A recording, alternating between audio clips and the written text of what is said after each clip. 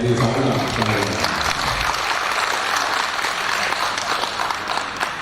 Assalamualaikum warahmatullahi wabarakatuh. Baru terasa ada di sini. Baik, alhamdulillah, alhamdulillah, Muhammad, yang sangat kita hormati, kita dari saya Bapak Wahid dan Bapak Guru, Ketua Masyarakat, Pak Yadi, beserta segala pengurus, Bapak Ibu peserta yang berbahagia. Alhamdulillah kita hari ini kembali berkumpul lagi walaupun tidak selama kemarin karena ini adalah yang terakhir. Ada beberapa kejadian yang terakhir. Pertama itu ada yang datang duluan dan kita pulang duluan juga. Padahal nggak boleh selalu dua kali datang duluan dan pulang terakhir. Kayak saya.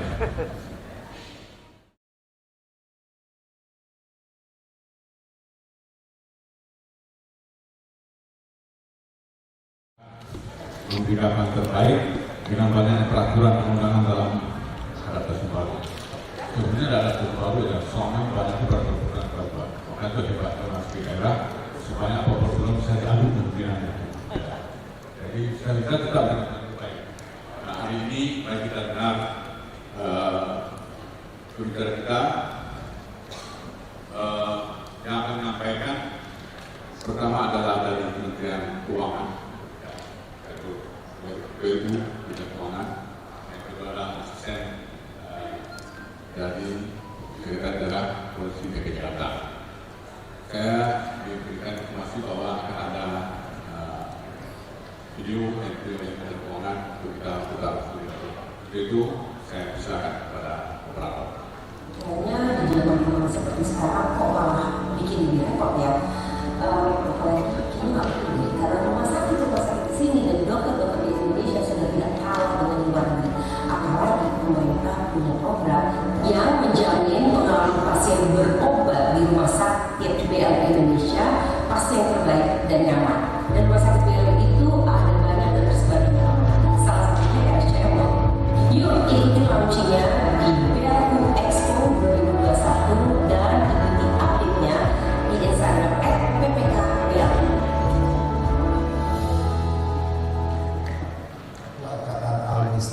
Mungkin sudah tahu atau ada juga yang belum tahu kalau STAN itu adalah BLU, dan STAN itu di samping mendidik mahasiswa juga ada program-program pendidikan yang menarik tentang keuangan atau dalam bidang keuangan bagi teman-teman SPI yang sekarang bekerja di BLU yang ingin tahu tentang sertifikasi.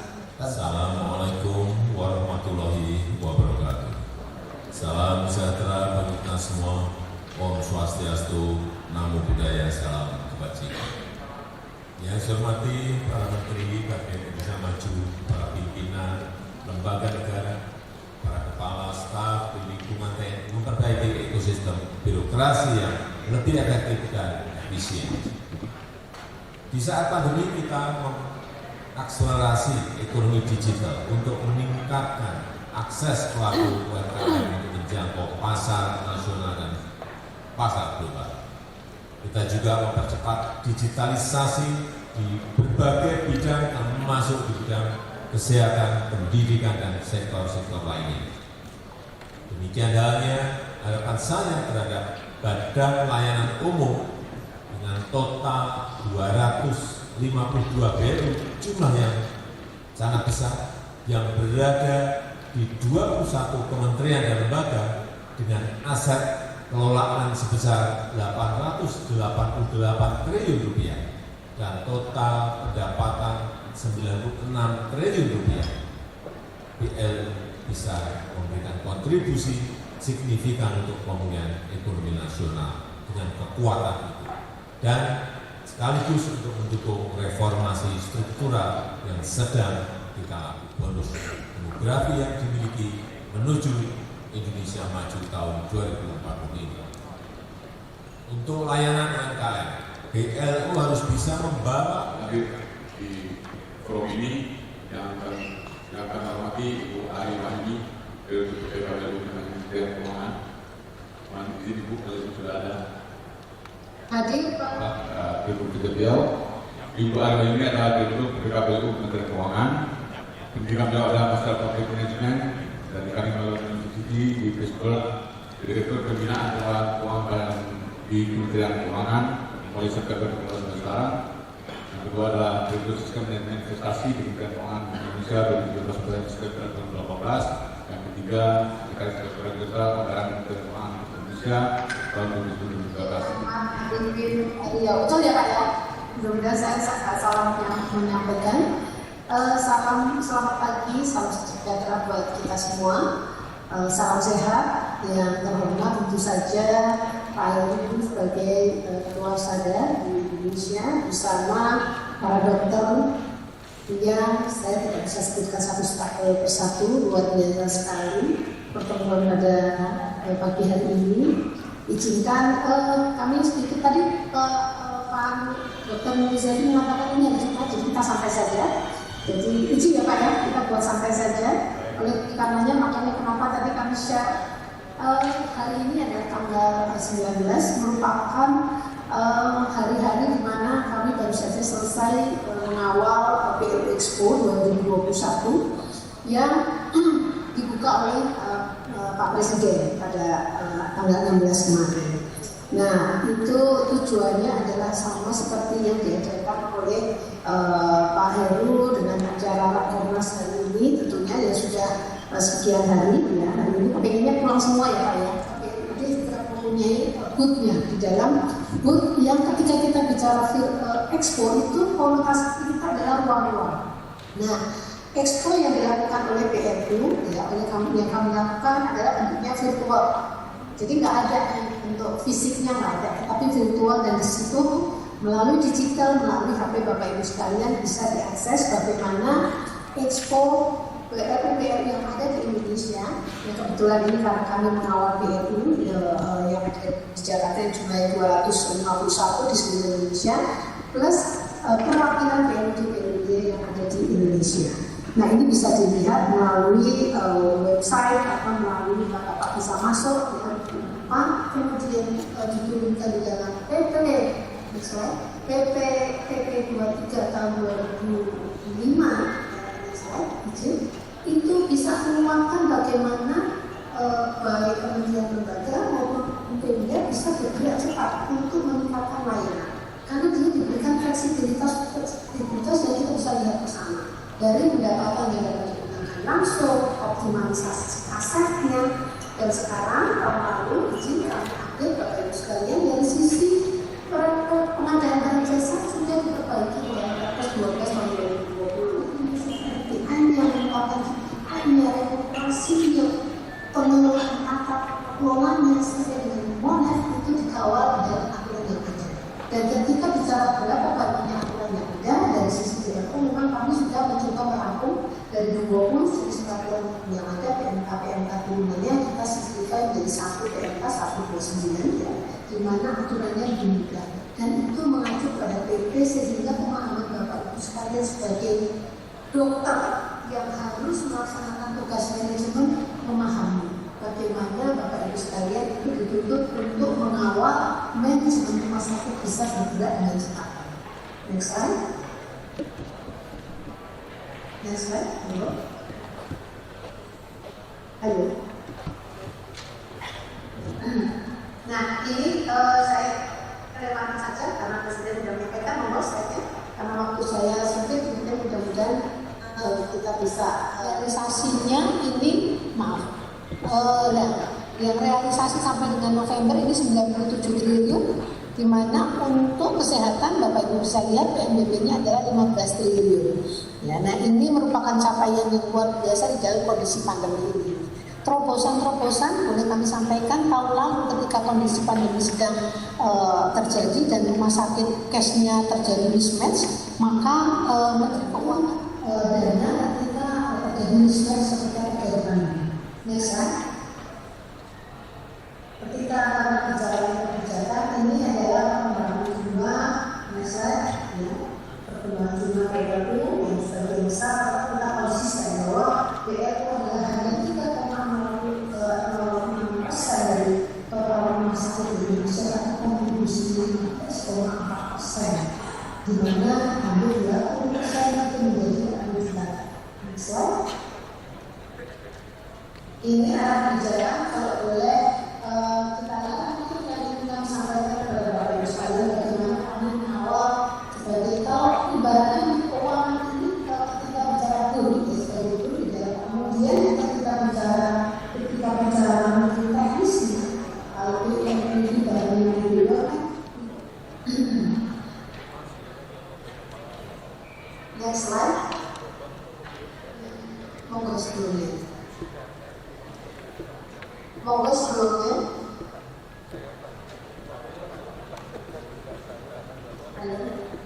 Nah, jadi Bapak Ibu sekalian, baik dari sisi kebijakan maupun respon kami dari sisi COVID itu kita melakukan perubahan pada waktu itu mendorong peningkatan kinerja itu. Kemudian yang tahun 2021 kita melakukan peningkatan kualitas produk ini targetnya adalah bagaimana kita masih mengawal terutama rumah sakit untuk penanganan COVID, baik vaksin, ekspansi layanan dan kesehatan. Tahun 2015 serta investasi layanan kesehatan. Apa itu?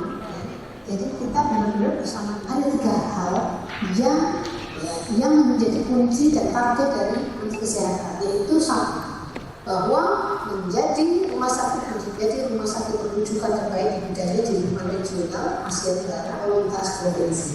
Ini adalah tujuannya satu adalah bagaimana meskipun kita ada ekonomi daerah di pusat dan daerah, namun ketika bicara layanan kita harus dalam satu pemahaman yang sama, satu langkah yang bersama-sama. Next slide. Next slide.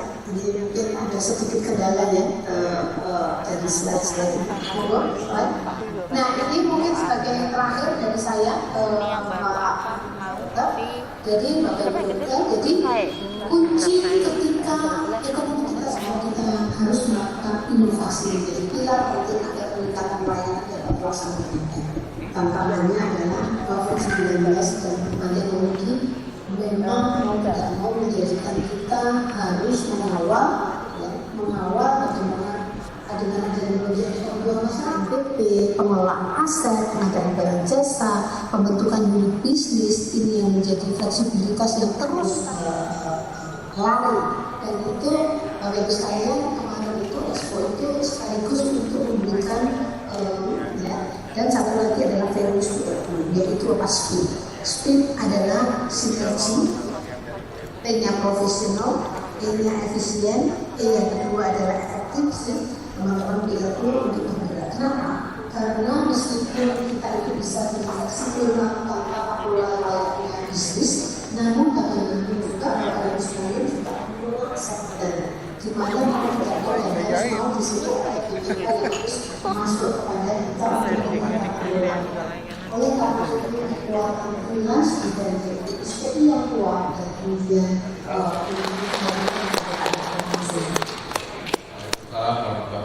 kasih Bu Ali atas pembahasan yang sangat baik untuk semua. Kayaknya kan lebih bersemangat lagi nih beritanya BPSO, kemudian big fokus pada BPU, kita kawan dan kami persilakan mohon izin Bu Ali bisa nanti menjawabnya dan kami berikan kepada saudara untuk membekali kita semua dalam hal BPU.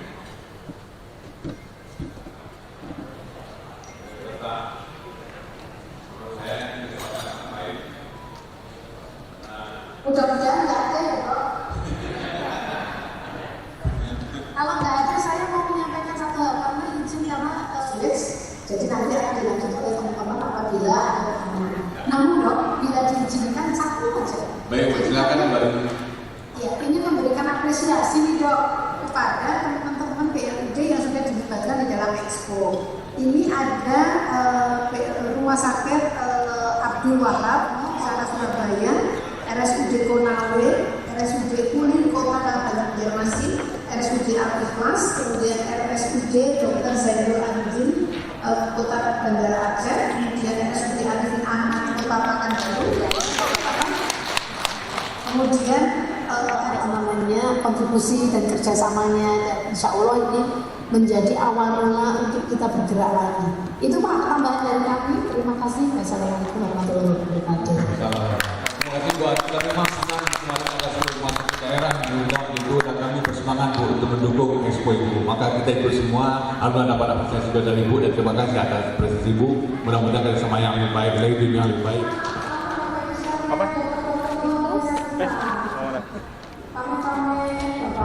Ya Bu, salam sehat selalu Bu, terima kasih. Masih ada mas terus Bapak, nanti kalau ada pertanyaan gitu Pak. Bu Ari masih meminta stadion untuk mendampingi. Saya persilakan kalau ada pertanyaan karena Ibu Ari ada kegiatan lainnya, saya persilakan. Kami masih tunggu banyak menit untuk termasuk reaksi yang kedua. Tanya langsung nanti melalui forum yang berbeda, tetap menunggu bersama. Itu terima kasih kepada tim dari Kementerian Keuangan yang bisa berikan aplaus kepada beliau.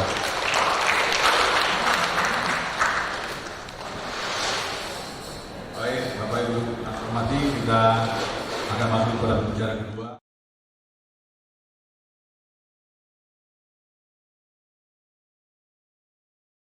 Selamat pagi, salam sejahtera untuk kita semua. Pertama-tama tentu saya ucapkan terima kasih dan juga besarnya atas kesempatan yang diberikan kepada kami dari Pemprov DKI untuk sharing, untuk cerita terkait dengan pengalaman kami, khususnya konteksnya adalah sesuai dengan tema yang diberikan penelitian adalah kredibilitas pendanaan rumah sakit daerah dalam adaptasi kebijakan baru. Mungkin di sini saya juga ingin juga sangat concern. Jadi saat ini masing-masing rumah sakit masih punya BPA tersendiri gitu ya untuk diajukan kepada Pemprov untuk dibiayai oleh Pemprov. Besarannya memang berbeda-beda untuk masing-masing rumah sakit. Jadi jika itu bisa digunakan operasional, misalnya untuk dukungan terkait dengan SDM, misalnya juga untuk obat-obatan, alat dan lainnya. Itu disesuaikan juga dengan kebutuhan dari masing-masing rumah sakit. Nah, pada saat pandemi kemarin memang terjadi sebagaimana mungkin dirasakan oleh kita semua, terjadi apa yang luar biasa. Saya masih ingat ketika saya pengelola dalam atas keuangan, bagaimana kita di DKI terjadi penurunan pendapatan asli daerah yang luar biasa. Jadi memang saat itu karena 70% kalau bicara ekonomi Jakarta itu sektornya biasa. Jadi pada saat aktivitas kemudian dibatasi, otomatis pendapatan juga menjadi betul-betul drop. Nah di sini kemudian alhamdulillah ya pemerintah pusat membuat berbagai aturan, surat-surat edaran maupun permen-permen yang diberikan kepada kami pemerintah daerah untuk bagaimana bisa melakukan penggeseran dari program-program yang sudah direncanakan dimasukkan ke dalam belanja tidak terduga ke BTT ini. Nah BTT inilah kemudian kita gunakan kemudian untuk kebutuhan-kebutuhan yang ada di masing-masing rumah sakit. Terus kemudian tadi seperti yang saya sudah sampaikan ini juga terkait dengan pinjaman jangka pendek. Dan ini yang paling luar biasa adalah sekali hikmah yang kami dapatkan pada saat pandemi kemarin itu adalah, dan di sisi lain kebetulan saya juga sebagai asisten perekonomian, kami juga melihat bahwa sebetulnya dari konteks ekonomi juga ini menjadi peluang yang luar biasa bagi Jakarta. Dengan banyaknya rumah sakit yang ada di Jakarta, rumah sakit swasta dan lain-lain, dengan pelayanan dengan kemampuan dalam berbagai bidang medis gitu ya, itu yang luar biasa. Itu kita juga mulai berpikir bagaimana kita juga seperti Singapura, Penang dan lain-lain, kita juga ingin menjadikan Jakarta sebagai tempat untuk kita bisa sebutkan sebagai medical tourism misalnya, dengan menyiapkan tidak hanya rumah sakit dengan pelayanan yang terus kita tingkatkan, tapi juga kita sudah mulai berpikir bahwa ini juga bisa menimbulkan multiplier effect atau kontribusi ekonomi untuk Jakarta. Jadi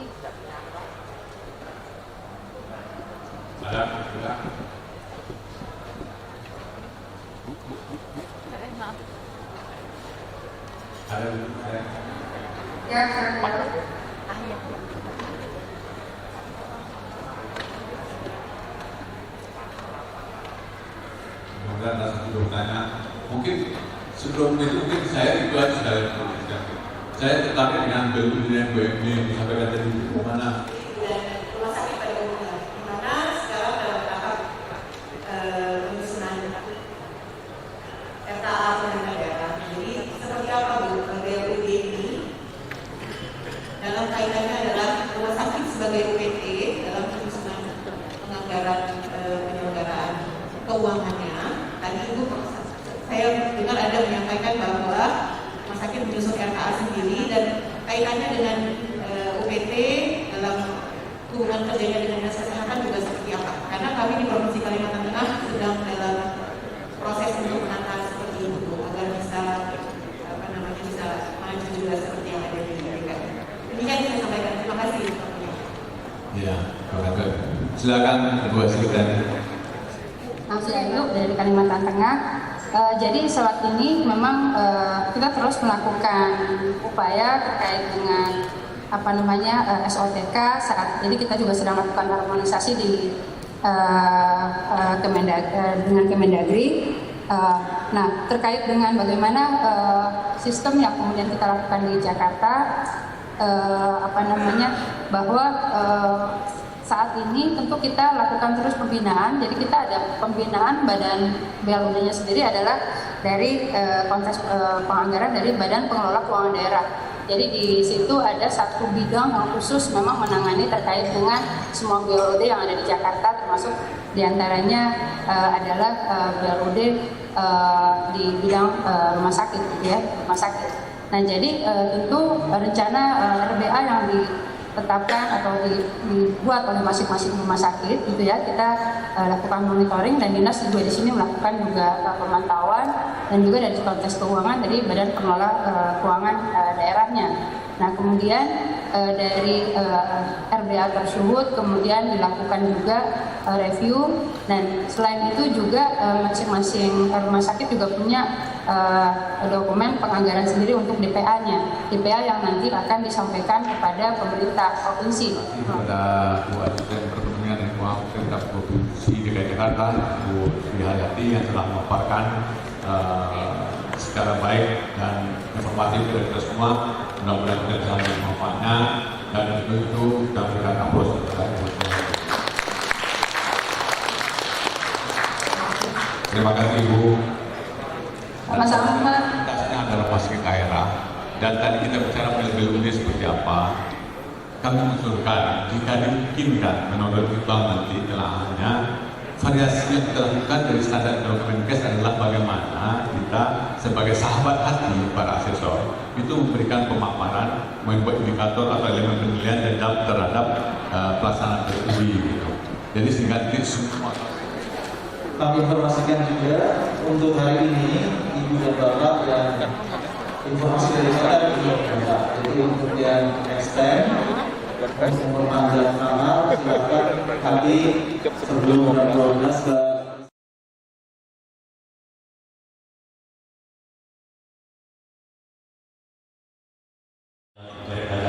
Higiene ada beberapa pilihan juga. Lanjut untuk dan laundry yang kita punya dari Elpro. Lanjut untuk disposable non-woven kita punya dari merek lokal Mesindo. Disposable non-wovennya kita lengkap. Untuk IV kateter kita punya dua tipe merek, pabrikannya Street Medical. Kita punya Optiva dan Elpro. Kalau Optiva kita dengan bahannya poliuretan, kalau Elpro kita dengan bahannya adalah teflon.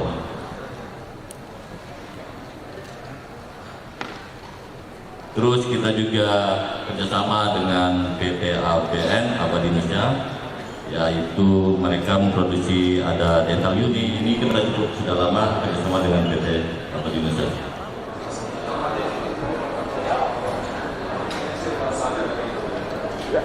Aksara Raja Wali Susu.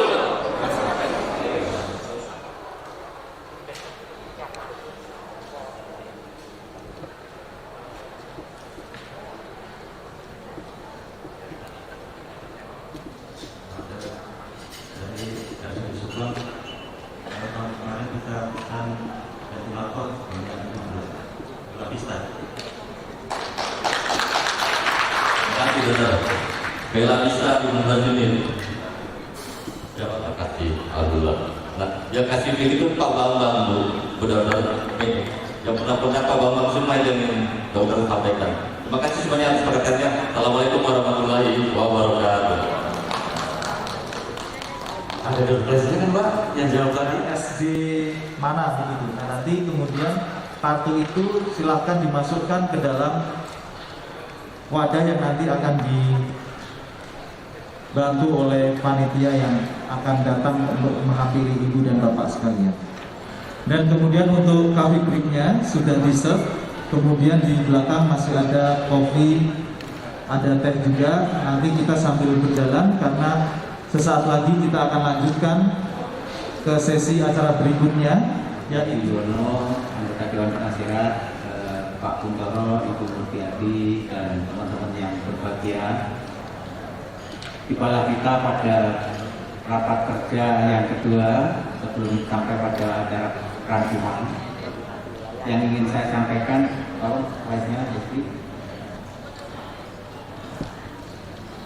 semalam sudah kita paparkan bahwa tahun 2022 kita akan menjalankan rapat kerja berikutnya yang ke-13 dan ada 3 berikan evaluasi. Kita akan melakukan evaluasi secara menyeluruh. Yang pertama tentu dari sisi tempat, apakah daya tampungnya cukup untuk peserta dan untuk kamera.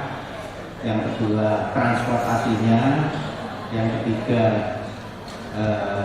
daya dukung yang lain. Jadi ini yang akan kita evaluasi bersama provinsi lain untuk menyelenggarakan sebagai host. Yang pertama, slide berikutnya, Direktur BLU tadi pagi bahwa bisnis continuity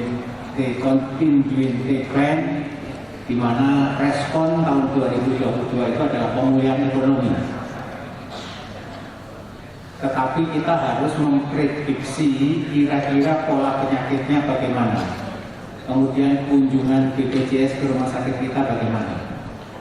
Nah, kita akan merencanakan ini dalam waktu dekat, beberapa minggu yang akan datang.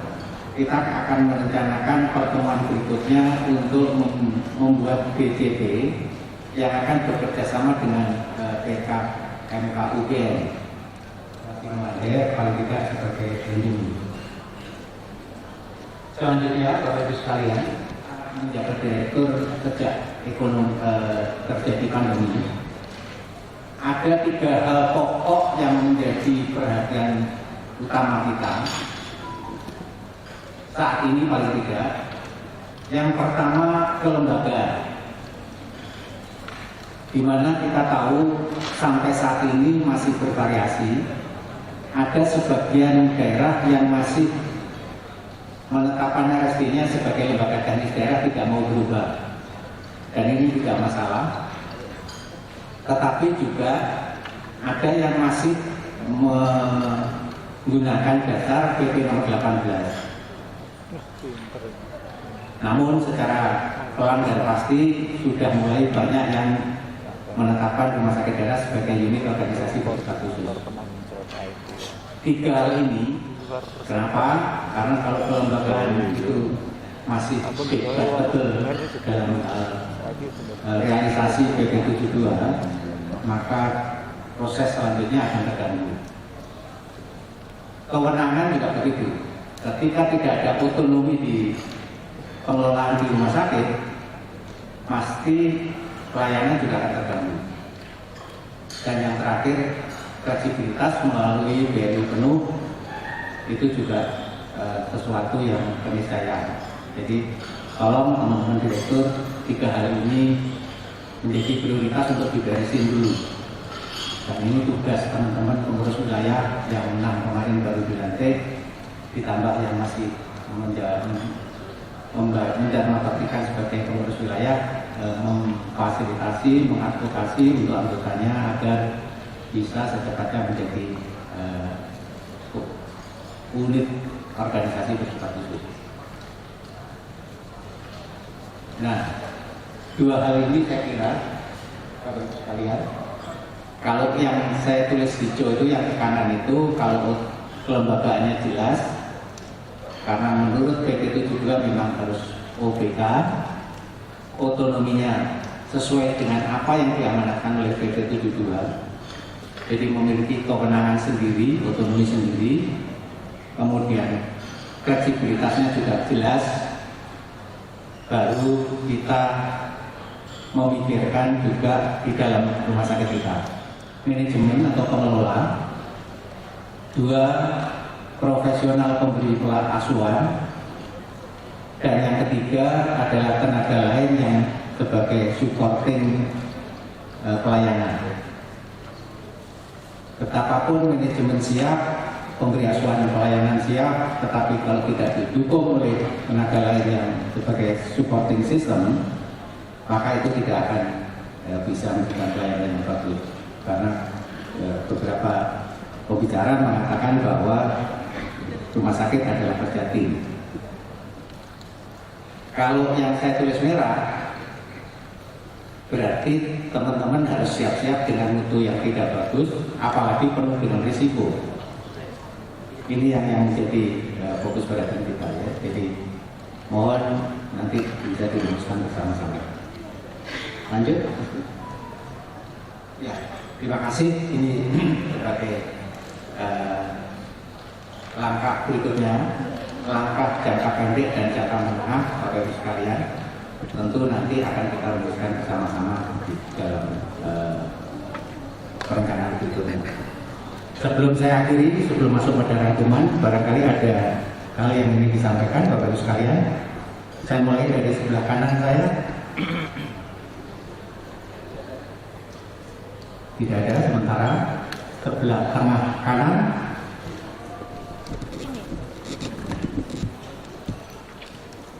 Tengah kiri, silakan. Ada yang mikrofon di depan, silakan gunakan.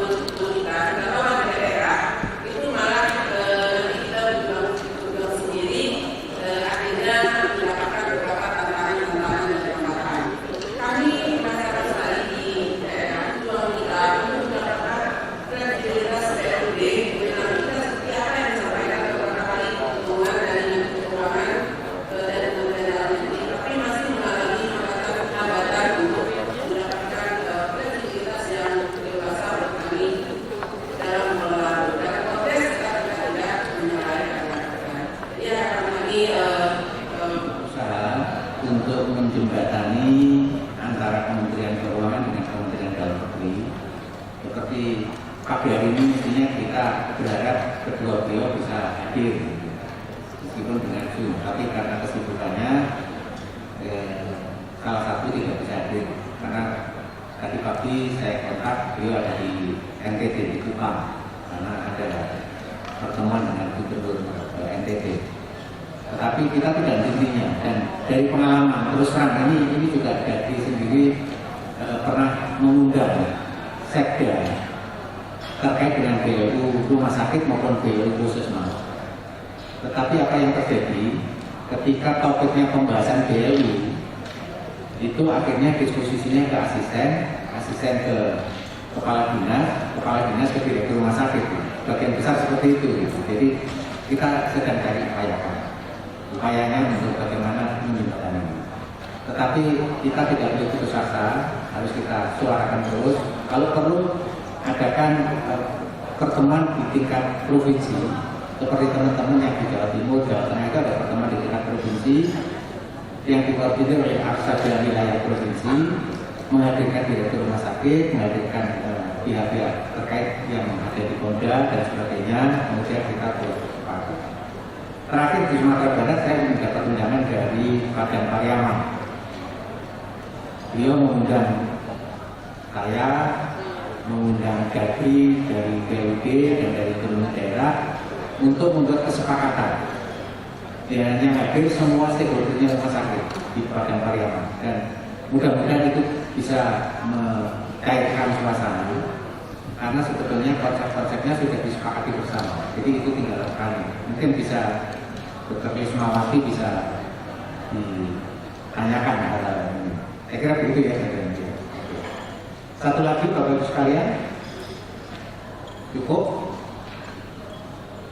Baik, kalau cukup, waktunya saya aturkan kepada Ketua Dewan Penasehat Dr. Slamet untuk menyampaikan rangkuman selama kita mengadakan rapat kerja ini yang terdiri dari rapat organisasi dan seminar. Kami persilakan Dr. Slamet.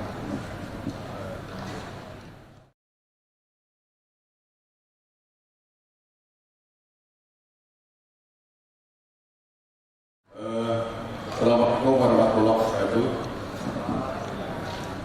Bapak Ibu hormati, saya akan menyampaikan rangkuman selama 3 hari ini. Izin Pak Ketum, izin dari Ketua Umum Arsada. Sudah diizinkan.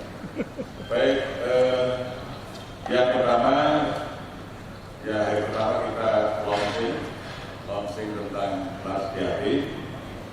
Tolong ini kegiatan yang betul-betul terpisah dengan Arsada, hanya waktunya yang memang bersamaan.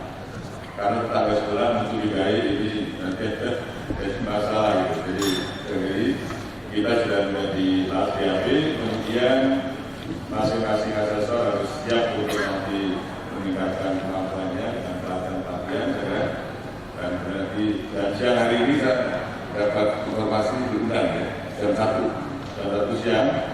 Jadi Direktur Mutu mengundang kelas DAP dan yang lain untuk membahas 8 transformasi yang akan dibahas.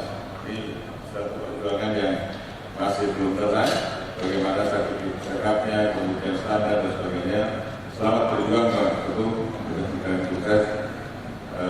Yang berikutnya adalah pertama kita mengadakan seminar yang di sini Pak Yuda dengan Zoom menyampaikan sudah lahir 6 hari berbagai aplikasi rumah sakit yang baru, ditambah 1 dengan KAS.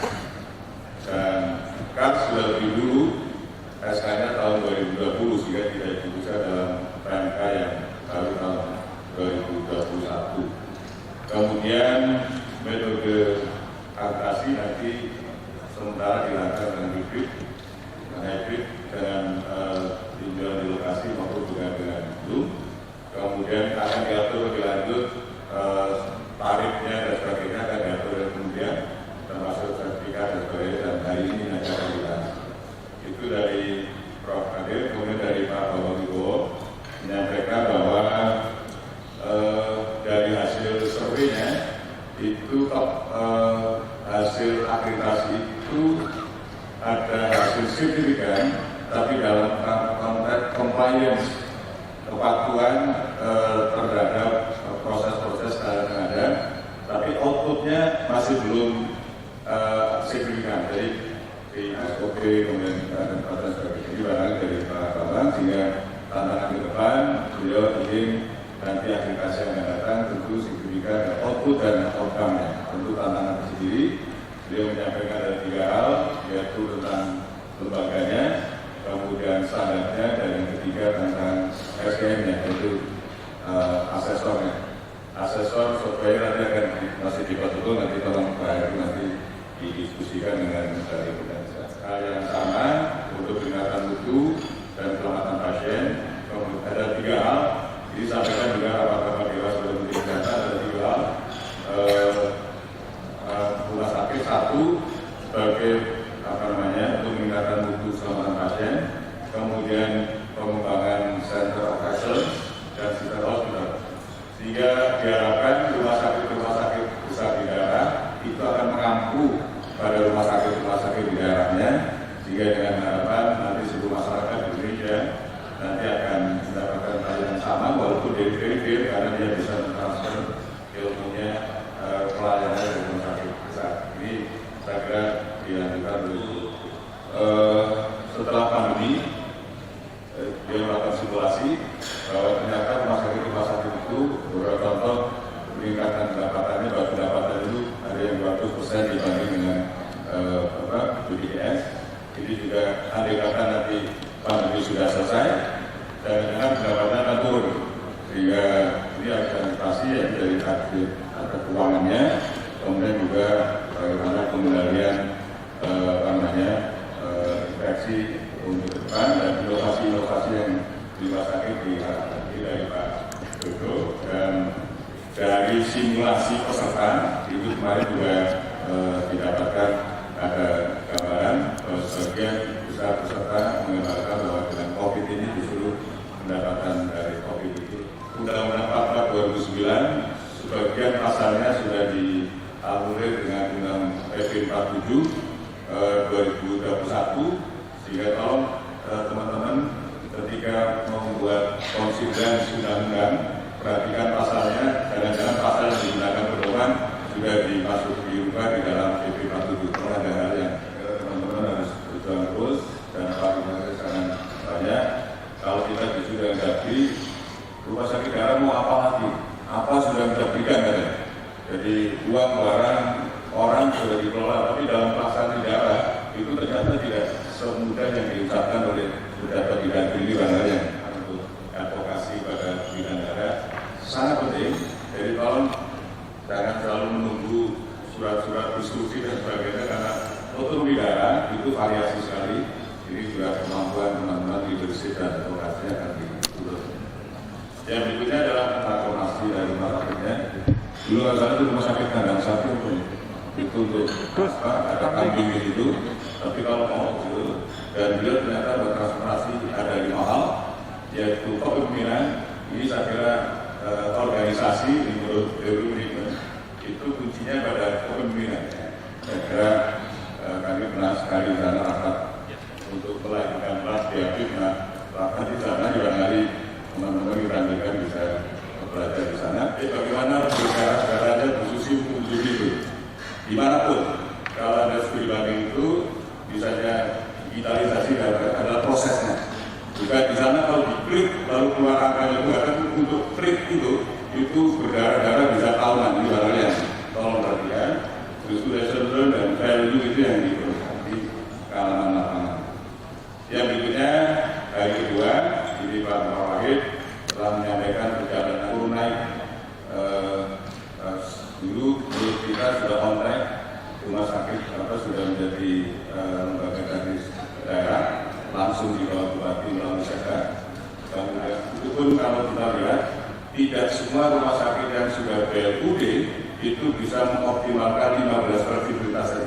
Kita lihat dari pelatihan yang dilakukan oleh Pak Sarudin ini banyak sekali teman-teman yang saya kira belum termanfaatkan, tapi tidak hanya pada rumah sakitnya, tapi tergantung pada pemdanya. Ini barang yang dari masa ke masa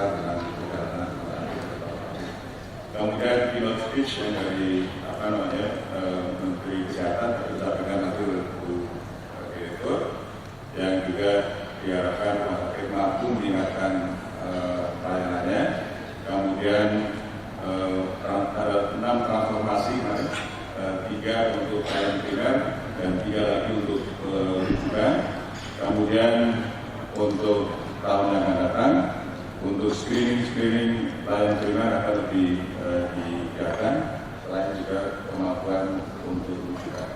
Yang berikutnya adalah pada seminar yang pertama tentang lembaga rumah sakit mengantisipasi menghadapi masa pelayanan kesehatan pada situasi baru. Ini disampaikan oleh Pak Sumaryono kemarin, personil dari Rumah Sakit Cipto yang membuat satu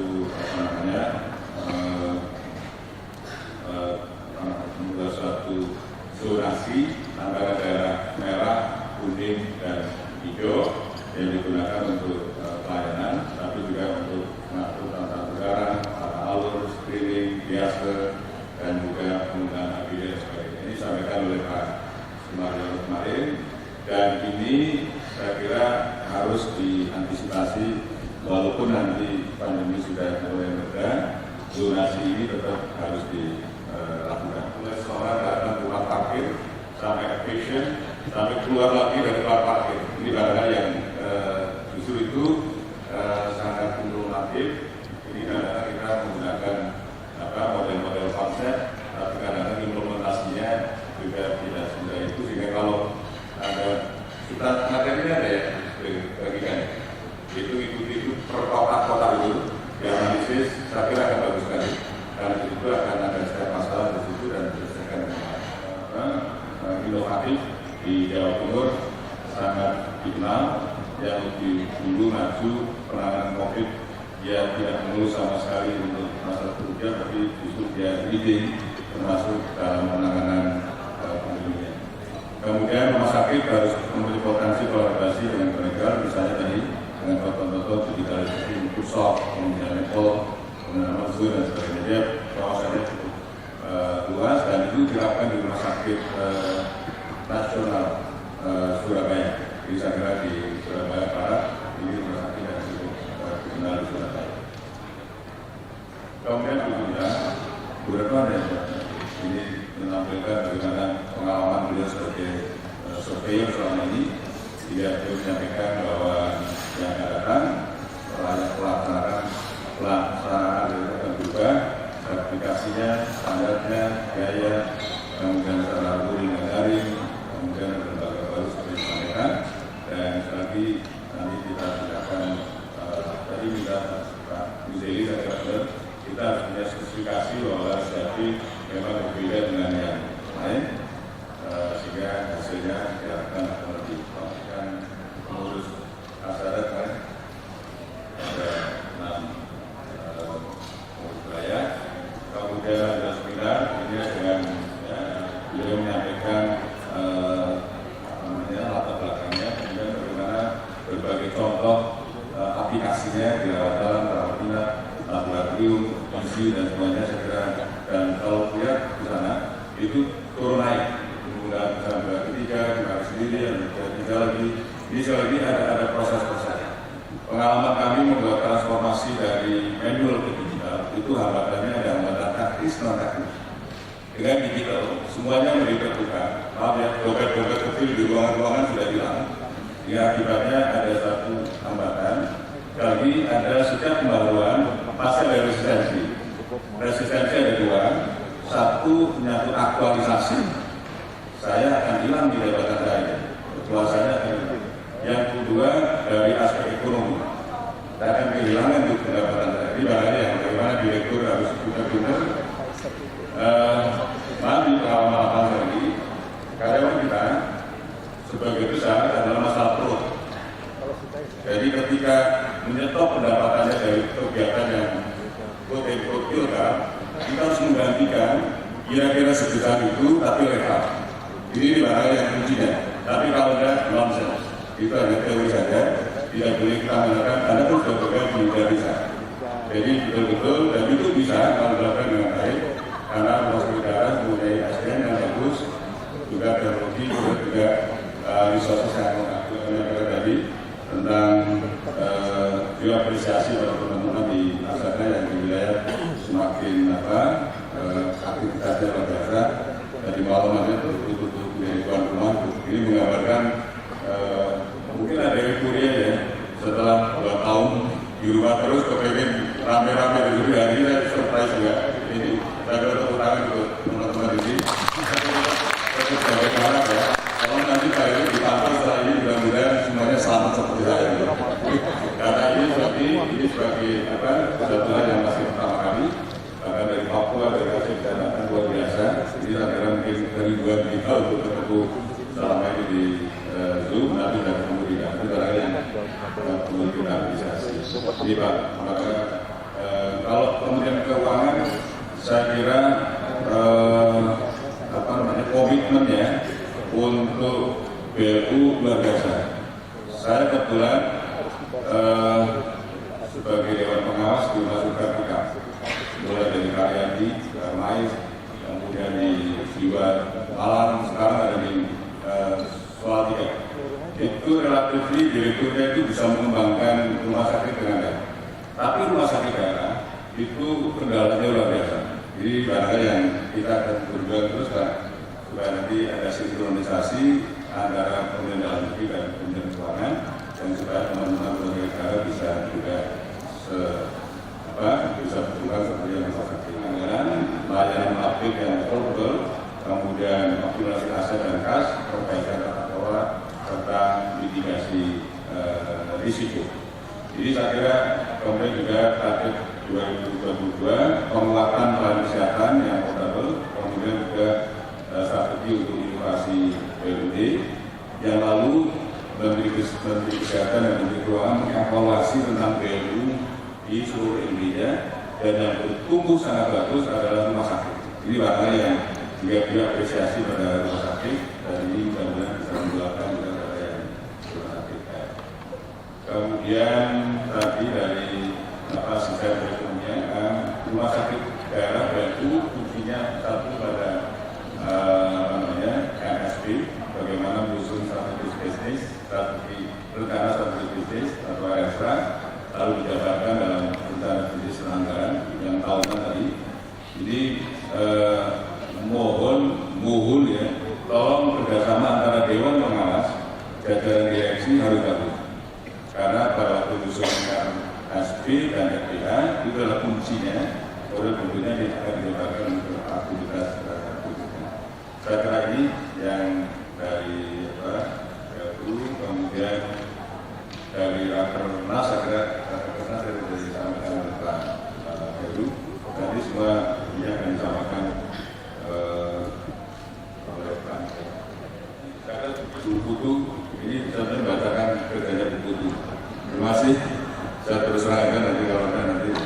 Terima kasih. Assalamualaikum warahmatullahi wabarakatuh. Atas perintah dari Ketua Umum PSI, maka ada versi. Ya lalu habis kongres versi. Maaf Pak, mohon maaf.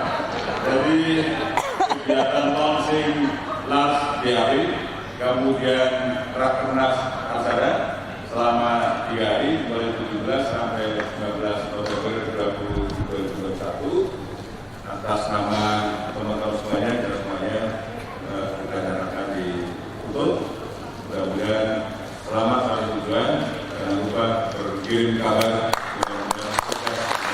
Assalamualaikum warahmatullahi wabarakatuh. Terima kasih Dokter, Ibu dan Bapak yang kami hormati.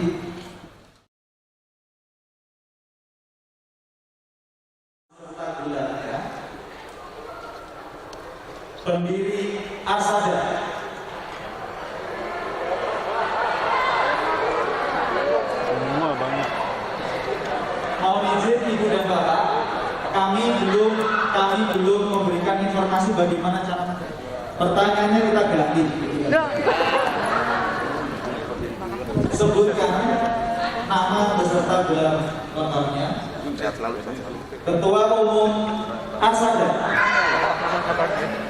Benar? Yang siap. Uning. Biar kelihatan di kamera. Oh iya siap. Oke. Ya. Bulan ini keluar masuk bulan masuk, tapi dikawal terus ada dokumen masih gimana Pak?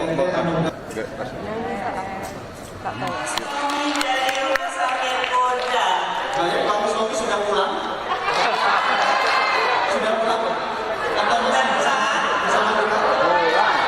Hitung ya.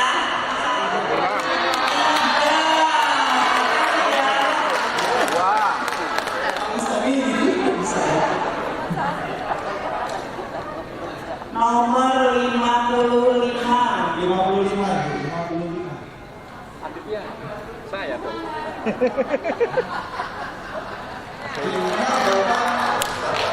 Dokter Rusmaldi.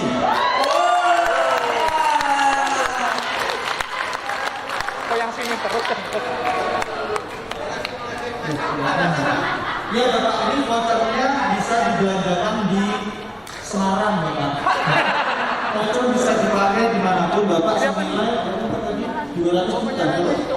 200 ribu. Oke. Ya. Sekarang setelah voucher ada jam. Jam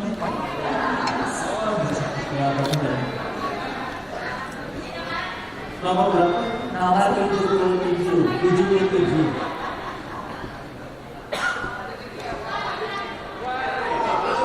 RSUD Kebayoran Lama. Dokter Gigi Luk Kadek Resi Drama. Sudah pulang ya?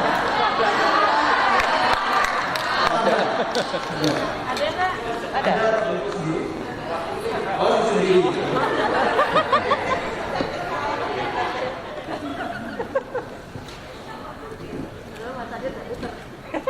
Ikut scan, yang penting scan. Ibu dicek dulu di dalam ada jamnya atau enggak? Ya.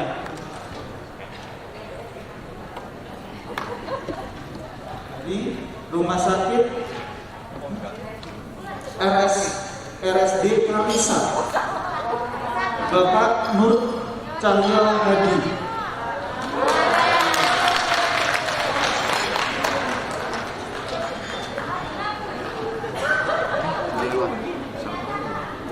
Yang mau izin dari Bapak.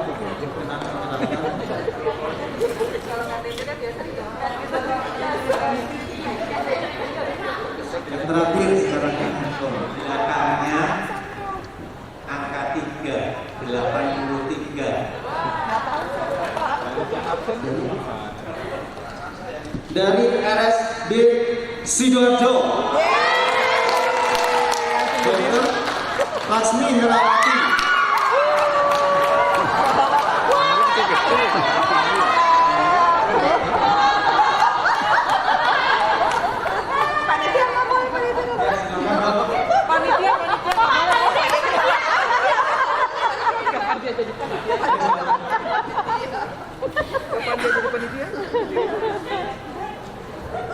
Buktinya Bu, bukti. Ijazah yang dilegalisir. Kata bisa di-download ijazah yang dilegalisir.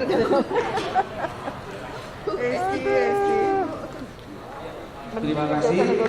Sekarang kita akan lanjutkan. Terima kasih dari PT Anugerah Prakarsa Utama.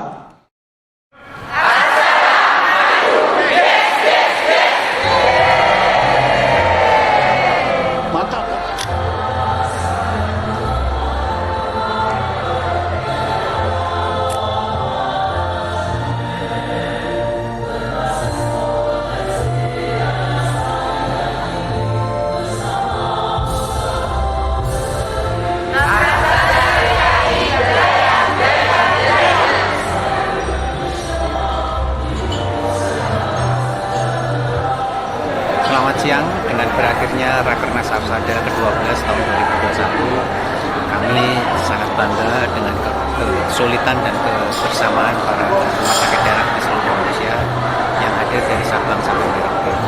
Untuk itu ada 3 hal yang menjadi fokus perhatian Apsada. Pertama, bentuk kelembagaan. Kedua, kewenangan pengelolaan. Dan yang ketiga, fleksibilitas. Itu yang akan kita naik bersama. Terima kasih.